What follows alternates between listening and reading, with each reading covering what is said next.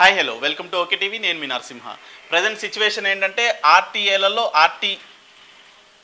ఓల మీద కానీ RT officers మీద కానీ ఆఫీసర్ల మీద కానీ ఏసీబీ రైడ్స్ జరుగుతున్నాయి. సివి ఆనంద్కి ఎప్పుడైతే ఏసీబీ కమిషనర్గా పోస్టింగ్ వచ్చిందో ఆయన కంప్లీట్గా గవర్నమెంట్ వ్యవస్థలపైన రెవెన్యూ డిపార్ట్మెంటు ఆర్టీఎస్లోను పోలీస్ శాఖలపైన అన్నిటి మీద సీసీఎస్లో మొన్న కూడా ఏసీబీ రైడ్స్ అయినాయి. సో ఈ రైడ్స్ చేస్తూ ఉన్నారు.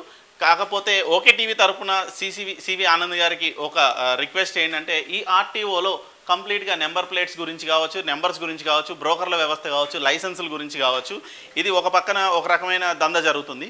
రెండో పక్కన షోరూమ్స్తో కుమ్మక్కైపోయి ఆర్టీఓలు లేకుంటే బ్రేక్ ఇన్స్పెక్టర్లు ఈ షోరూమ్స్తో కుమ్మక్కైపోయి 2 వీలర్స్ దగ్గర నుంచి 4 వీలర్ వరకు అంటే 50,000 2 వీలర్ దగ్గర నుంచి 2 కోట్ల రూపాయల కార్ల వరకు ఈ షోరూమ్స్ ఏవైతే ఉన్నాయో షోరూమ్స్ మెయింటైన్ చేస్తున్న ఆ మెయింటెనెన్స్ని ఖచ్చితంగా పట్టించుకోని పరిస్థితి. ఎక్కడ మెయింటెనెన్స్ ఎలా జరుగుతుంది, కస్టమర్స్కి వీళ్ళు ఏ రకమైన ప్రామిసెస్ చేస్తున్నారు, ఆ ప్రామిసెస్ని ఫుల్ఫిల్ చేస్తున్నారా, వీళ్ళు ఏ రకమైన కార్స్ డెలివరీ ఇస్తున్నారు, ఇన్ టైం ఇస్తున్నారా, లేదంటే దీనికి సంబంధించిన డాక్యుమెంటేషన్ ప్రాపర్గా చేస్తున్నారా, అంటే షోరూమ్ దగ్గర నుంచి ఆర్టీ ఆఫీస్కి వచ్చేసరికి ఆ డాక్యుమెంటేషన్ ప్రాపర్గా ఉందా, ఆన్లైన్లో వీరు టీఆర్ కరెక్ట్గా చేస్తున్నారా, లేదంటే వీళ్ళు కస్టమర్స్కి ఇది డెమో కోసం చూపించే కార్లను ఏం చేస్తున్నారు, ఈ కంప్లీట్గా ఈ సబ్జెక్ట్ మీద ఫోకస్ చేయట్లేదు. ఎందుకంటే షోరూమ్స్ ఓనర్ల దగ్గర వీళ్ళు లాలూచి పడుతున్నట్టు క్లియర్గా కనబడుతుంది.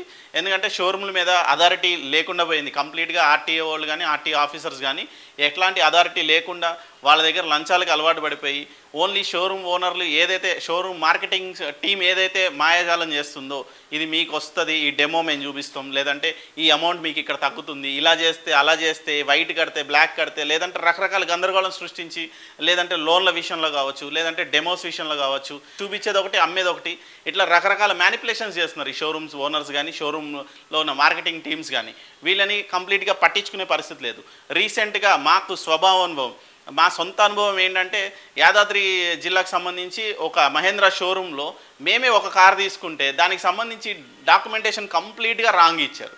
ఇంకొకళ్ళు లేటెస్ట్గా పవిత్ర అని చెప్పి ఒక ఆర్టిస్ట్, అమ్మాయి కార్ యాక్సిడెంట్ అయింది.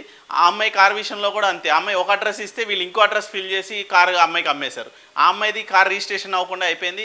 ఇక్కడ ఆర్టీఓ ఆఫీసుల్లో ఈ కార్లకు సంబంధించి రిజిస్ట్రేషన్కి డాక్యుమెంటేషన్ ప్రాపర్గా జరగట్లేదు.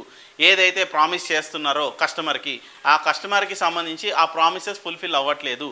యాదాద్రికి సంబంధించి యాదాద్రి జిల్లాలో భువనగిరికి సంబంధించిన ఒక మహేంద్ర షోరూంలో మనకి ఒక కార్ తీసుకుంటే ఆ కార్కి సంబంధించి ఎలాంటి ఫీడ్బ్యాక్ అయితే రివ్యూ 0 ఇవ్వచ్చు. వాళ్ళు ఏదైతే ప్రామిసెస్ చేశారో వాళ్ళు ఓవర్ ప్రామిసింగ్ చేస్తున్నారు. కంపెనీ ఏదైతే ఇస్తుందో ప్రామిస్ ఆ కంపెనీని దాటి వీళ్ళు ఇంకేదో అద్భుతం చేస్తామని చెప్పి ప్రామిస్ చేస్తున్నారు మార్కెటింగ్ వాళ్ళు. ఆ ప్రామిసెస్ని ఫుల్ఫిల్ చేయలేకపోతున్నారు. క్లయింట్స్కి ఎట్లాంటి సమాధానం చెప్పలేకపోతున్నారు. తర్వాత డాక్యుమెంటేషన్ కూడా కరెక్ట్గా చేయట్లేదు. ఆ డాక్యుమెంటేషన్ కరెక్ట్గా ఉందా లేదా అని ఆర్టీఓ వాళ్ళు చెక్ చేసుకోవట్లేదు. ఎందుకంటే షోరూమ్ వాడు ఏది పంపిస్తే అది వీళ్ళు చూసి రిజిస్ట్రేషన్ చేస్తున్నారు. ఈ కంప్లీట్గా గందరగోళమైన వ్యవస్థలో నడుస్తుంది ఈ ఆర్టీఎస్ వ్యవస్థ. సో సివి ఆనంద్ గారు ఖచ్చితంగా దీని మీద దృష్టి పెట్టాలి.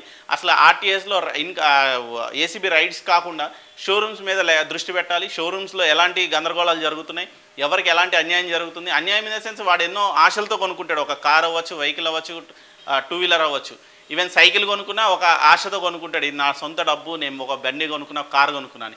ఈ ఆశల మీద నీళ్ళు చల్లుతున్నారు.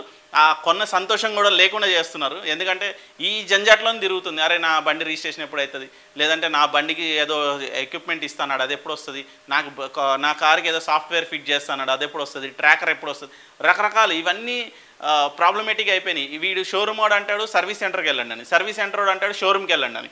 వీళ్ళిద్దరి మధ్యలో కస్టమర్ నలిగిపోతున్నాడు. కొన్ని లక్షల రూపాయలు పెట్టి కార్లు కొనుక్కొని డాక్యుమెంటేషన్ సరిగా లేక, కస్టమర్ సర్వీసెస్ సరిగా లేక, షోరూమ్ సర్వీసెస్ సరిగా లేక, ఎవరిని అడగాలో దిక్కుతో వచ్చాక రోడ్లెమ్మడి పడి కొన్ని వేల మంది తిరుగుతున్నారు. ఇది ఎవరు అడ్రస్ చేయలేకపోతున్నారు కరెక్ట్గా ఎవరి రెస్పాన్సిబిలిటీ అని. కాకపోతే బ్రేక్ ఇన్స్పెక్టర్లు దీనిపైన దృష్టి పెట్టాలి. ఎందుకంటే ఇది ఒక చిన్న విషయం కాదు, స్టేట్ మొత్తం ఇదే ప్రాబ్లం.